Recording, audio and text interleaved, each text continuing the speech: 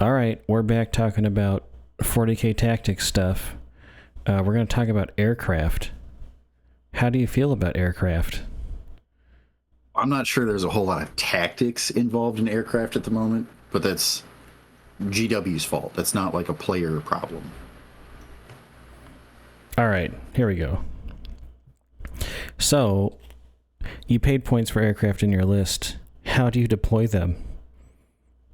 So there's several things. The first is it has to start in reserves. There's an exception here. I think we'll get to that in a minute with hover, but the short answer is it has to start in reserves. And then it comes on with strategic reserve, so wholly within 6 of an edge. If it's turn 2, it has to be outside your opponent's deployment zone. Turn 3, it can be on any table edge. There are a couple, I think 2, maybe 3 aircraft in the game that can technically come on turn 1 because they have a special rule or a stratagem or something like that. But the short answer is, with match play rules, they basically can't come in till turn 2, which is how most, if not all, reserves work. Right. And specifically, they go to strategic reserves. Correct. Which is different or important. It's not deep strike. So it has to be near an edge, or wholly within 6 of an edge and outside of 9 of an opponent, instead of just outside of 9 of an opponent. Yeah. Okay, so aircraft have some extra fun rules for how they're supposed to move. Yep. And these are pretty thematic. So the most obvious one that we're used to is the minimum move. So you have to move at least 20 inches, showing that the plane's going fast. And they also have a limit to their pivoting ability. They do not suffer from the pivot inches reduction. That's a special caveat they put in new pivot. But they still have a pivot angle that is a maximum. So they can move up to 90 when they pivot at the end of their move. Obviously, when you come in from reserves, you can set it at any angle. So there is no 90 degrees because you just get to decide you're pointing that direction so long as you're wholly within 6. So you get some angle choice when you first come in. Aircraft are also cool because they can technically go off the board. Instead of, you're not allowed to exceed the board edge. If you were to go over the board edge, instead you go back into strategic reserves. Again, very fluffy. It's meant to be like you're swooping and coming back around for another, run. Very thematic. Sounds great. There's some other stuff about being engaged. Basically, it can only be engaged by or charged by other units with the fly keyword. It can't charge because it's too busy going fast. But there's a couple of key differences here compared to previous editions. The minimum 20-inch move is pretty standard. The biggest change, I think, is the fact that you pivot after you move instead of before you move. Right, so your opponent's going to know where you're going before you move. Yes. In theory. It's the most predictable planes have ever been, and they're always predictable. The rotating after you move creates 2 problems. You have a minimum move, which is already kind of difficult on a board because 20 inches is not a small number, considering you can't really land on buildings for the most part, things like that, other models. But because you have this minimum 20-inch move, normally in previous editions, you could make this turn first, so you were very unpredictable in that I could go left, I could go right. Yes, I have a 20-inch minimum, but also it's not like they can cover the whole 20-inch arc that is 180 degrees of the, in front of this vehicle. Right. And then beyond that, because it's minimum 20 up to 50 for flyers.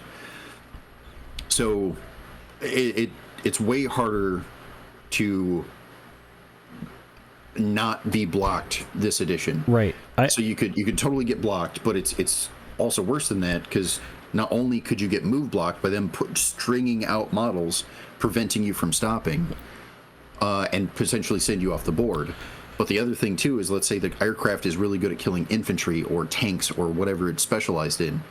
The whatever thing that it clearly is going to go after because you've been so predictable they can just move it off to, they don't have to stop you. They just move it off to the side, like behind some ruins. And then because you have to go on this specific line, they'll already know that you can't see them. Right. Okay. So there's more than one way of too predictable. So I have a fun question. How do they even get on the board if strategic reserves is at the end of the movement phase and they haven't moved? Well, so there's a couple of things. First off, when they come in from strategic, they have to be within 6 of a table edge. So when they come in, whenever you come in from reserves, whether it's deep strike or strategic or whatever, you count as having made a normal move. Count as, but let's just say it's a normal move. Well, this prevents you from like remaining stationary for things that have heavy and stuff like that. The issue that we have, we can slide to the next slide here, is that when you make a counts as normal move, airplanes have a minimum move. And we cannot say that a normal move counts as a minimum move unless it explicitly says, which it doesn't. The reason for this is if you said any normal move counts as, would count as meeting the minimums, then even when I'm already on the board successfully somehow, if I were to move like 10 inches, even though it's mandatory 20, I'd just say, like, well, I made a normal move. Yeah, that would count as my minimum, but I have to meet the minimum. So they're two separate things, is the short answer here. So you fail the second check basically all the correct. time. Yes. So you come in, you deploy, rule. This is all rules as written. We're going to argue intended later, but rules as written, you come in, you're within 6, and then you have made a normal move. Okay, that's great. Well, it turns out planes can only make normal moves, but did you meet the minimum? Did you go at least 20? Well, because you were set up on the table, the technical answer is you move 0 inches. Well, okay, so there's two ways that maybe it's okay, which I know it isn't, but like you could say, oh, well, you never even entered the move phase. You entered the end of the move phase. Or the reserve step is specifically in the movement phase. It is at the end of the movement phase, but it is in the movement phase very specifically in the rules. Oh, I agree with you. But that is fair. Besides that, I have no idea. You have to make some exception to the thing that we're trying to say isn't said. Has to be Correct. Somehow assumed. Now, this is not to say that flyers cannot be played anymore. Again, most of their rules are very fluff oriented with the going fast and the being able to go off the board and swing back around. Like, this is meant to be a fun unit, right? And there's a bunch of rules that are, somewhat narrative or, fluff oriented in the game already. There's nothing wrong with that. But there are plenty of people that are still playing planes right now, and we just kind of all agree and we pretend rules as intended is that when it comes in from the board edge, it, in order to get to that position of being set up, it made its minimum move. That's a big assumption we're making, but let's just say that that's true. That's not rules as written, but it makes them playable all of a sudden, arguably. Yeah, like functionally playable. Whether they're good is a whole other question. Correct. But at least with that, it would make it functional. Okay, so now they're technically playable. We're on the next slide or whatever. Sure. So they're always gone for a battle round at least, unless you have some exception to Correct. strategic Which, reserves. Again, I think there are 3 in the whole game. So you can pretend like they're 20% more expensive than they are because they're only there for 4 out of the 5 turns, assuming they're not shot off the board or something. Assuming they're not shot off the board, assuming that they get to shoot at the targets they want because they're so predictable, your opponent could prevent that. Or don't get forced off the board for another turn. Correct. That's also assuming they don't get like move blocked and forced to be in a rough position. So they should be 20% cheaper. In theory, yes, they should be 20% cheaper with 3 exceptions because the answer is they only get to play 4 turns at most of the game. Yeah. In average games that I've seen people using flyers, they're on the board for like 3 turns is way more normal. The ones with hover are okay, but then they're not even aircraft. They literally lose the aircraft keyword. Correct. They become a tank with the fly keyword and a 20-inch maximum move. 20-inch move is pretty good with fly keyword on a vehicle. I'm not complaining about that. Some of these planes even have really good weapon loadouts. However, you have 2 major caveats here. When they are in hover, they now lose some of the benefits that they get as a flyer. They are big, giant, chunky vehicles because they have their wings spread out and all this other stuff. They can now be charged by anything. There are some negatives to not being an aircraft. Furthermore, now that you are just a plain old vehicle, now your points level as to what's like, I want to say appropriate, but let's say fair, is a totally different ballgame. Almost every hover vehicle since the beginning of the edition had a points premium, I would argue, for the hover ability, which isn't unreasonable. It has another ability than every other plane. It being more expensive arguably makes sense. Well, then we go into the other issues of the further you dig into this, even if we make the giant assumption that is rules as intended coming in, you've made your minimum, so they are functional. It turns out GW has consistently more than once upped the price of all flyers, despite them being played so little this edition, not just because they're functionally unplayable, but even from the people who assume that it is functionally playable. Like, they were overpriced with maybe one exception since the beginning of the edition, and they keep upping the points. So, like, even with them being functionally unplayable, which is all they really have to point out or fix, and then them upping the points, and then people stopped playing them as much, and they became extremely casual play only, and then they continued to up the points on things like the Storm Raven, etc., when it was barely seeing play, if any. Yeah, I don't understand. Rules as intended sounds like they don't want people playing flyers.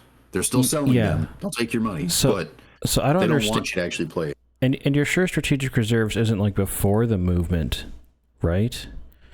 No, strategic reserve, or all coming in from reserves, is in the reinforcement step of the movement phase, which is at the end of the movement phase, but still within the movement phase itself. So if you were to use a stratagem during the reinforcement step, that is considered the movement phase. You can then use that stratagem again, if able, in like the shooting phase. So in addition to all that, aircraft don't have any OC, and they can't do actions. Right. So they can't hold. That's a recent thing, but yes. And they can't hold objectives, and they can't because of no OC, and they can't charge stuff. And while they're definitely cool models, they're definitely no fun right now. Correct. And there's even more you could go into this if you really wanted to. One of the jokes I made, I need to look into it more, but the reality of the situation is you have a 20+ inch move. The answer is you have movement for days, right? Assuming you're an aircraft, not hover. Well, it turns out, even with your 20-inch move, you still have to measure from the base up and over a building and back down, because you're not allowed to land on the building unless it's a giant monstrosity that actually fits a flyer base, which they don't. But you can't wobbly model a plane, and you have to fly over all these buildings, and it's like, I gotta fly 20 inches. Well, it turns out because I have to go up and over this building, sometimes that means actually making like a 12-inch move. Yeah, just fly up and over the Sistine Chapel. You'll be fine. Yeah. So, like, depending on the terrain, you move so fast you can't stay on the board. And then the terrain changes, and all of a sudden you're like, yeah, how could you not stay on the board? I'm moving like less than my, repulsor over here or something every turn because of all the buildings in the way. Yeah, I just want to be able to deploy them, let alone anything else. Because, like, in tournament play, what am I supposed to do? If someone challenges me on it, they're not even wrong. So you're right, they're not wrong. And this is where we get into a question. I don't know how else to say it. We're going to call it a question. If you're playing at a tournament and you play an aircraft and your opponent says that goes back into strategic reserves as soon as you place it, they're technically right. So do you become the bad guy and say, well, they're being a jerk because I'm playing like a fun casual model that's too expensive and they're not even letting me play the thing. They're being a jerk. Well, it turns out they're just playing by the rules. So are they being a jerk for stopping you from having fun? Or are you being a jerk for them telling you this is what the rules say and you're at a tournament of all places? It's not like we're just in our basement, right? Like you're at a tournament. Oh yeah. Well, No, you're being the jerk for trying to manipulate the rules when they're just trying to follow them. I mean, like, rules lawyering should be playing the rules correctly. Correct. I just rules lawyering when it's like unclear and trying to manipulate the rules to your advantage. I would argue, because that's what rules lawyering is, playing aircraft and then telling your opponent they should let you play it and let it actually deploy properly. That's you rules lawyering. That's not your opponent. You found a gray area in the rules and you're trying to manipulate it for your advantage. To be fair, it's not very gray the way it's written. You're right. It's objective. Reinforcement step, you place the model. End reinforcement step, you put it back into reserves. Also, Like, the ones that objectively true. The ones that get trapped in reserves at the end of the game are counted as destroyed according to strategic reserves. So that's fun. Anyway, I just want to use my flyers. Just let me use them. Well, we're on the last slide. We're looking at somebody else. What are we looking at? A sad thunderbolt? A sad something? Yes. Thunderbolt from the guard will also sad face. They're going to be losing that soon. We'll see if they get it back, but yeah, it's we'll already see. been taken down off their website, so it's not looking great. All right. Well, if anyone figures out flyers in a legal way, in any way that GW actually said something, tell me, because right now I couldn't find anything. For what it's worth, when we were all on indexes, I sent an email to GW about this specific thing, and I got the auto reply of "we'll get back to you," and they never got back to me.